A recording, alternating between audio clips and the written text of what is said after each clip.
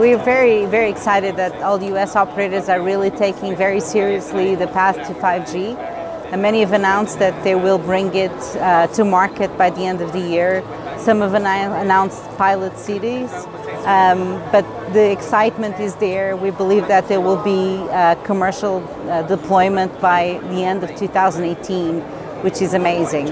I think 4G took much longer than we've come from 4G to 5G much faster than we did in the past, and I think the operators realize that the number of use cases that 5G can support, the explosion of data you see from a consumer perspective has become extraordinary, much more than you've ever thought in the past. And so all of that is really bringing a possibility of connected cars, IoT. There's so many things that 5G can enable that is a little bit more difficult with LTE today. I think that is part of the reason. I think it's the wanting to deploy quality services and being first in terms of innovation. The US has always been very keen to do so. I think there's questions on monetization. There's always been, every new technology comes to market. There's always questions on how you're going to monetize it. But if you don't bring it to market fast, and if you're not the first, and if you're not putting the capabilities out there, enabling new services, you'll never know how you're going to get there. And the US is really betting in being first and enabling users to have all these new services for the future. With artificial intelligence coming, right, home assistant, smart homes, smart cities, all of those things are becoming real, right? We used to be talking about it in the past, and now you're seeing it on a day-to-day. The connected car, as I mentioned, right, driverless cars, that's something that with low latency will become possible.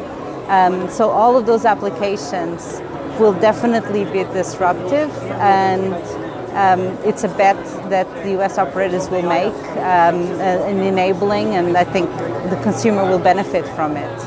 Immersion reality is one of the very cool things that is coming, I think, where you don't need the headsets anymore. Is a very cool thing that is coming now as an experience. Artificial intelligence, machine learning, big data, and how you can use all the data that has been collected from all these things that are now connected to the operator's network, right? So you have cars, you have sensors, you can have so many different data points, and how you use them. I think all of that is quite interesting, and I don't think everyone has figured out. We have quite a nice applications of big data for social good, for example, and some trials already successful. But I think there's a whole lot of opportunities by having all of these things connected and enabling more connections, more speed, low latency. All of those things enable a very different space for new services.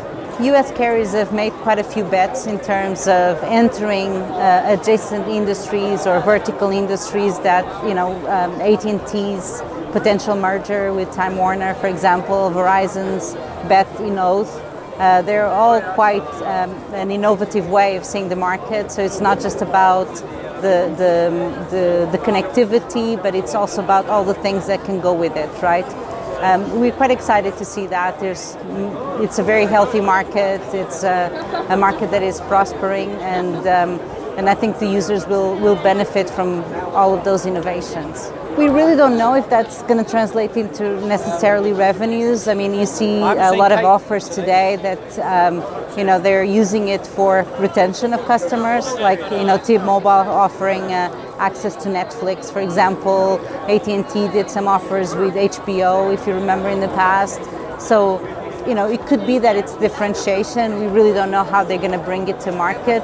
But the reality is it will add value to their proposition, and potentially, the customer will have a different service, and they'll be able to select whoever they want to go with depending on the offer they give, right?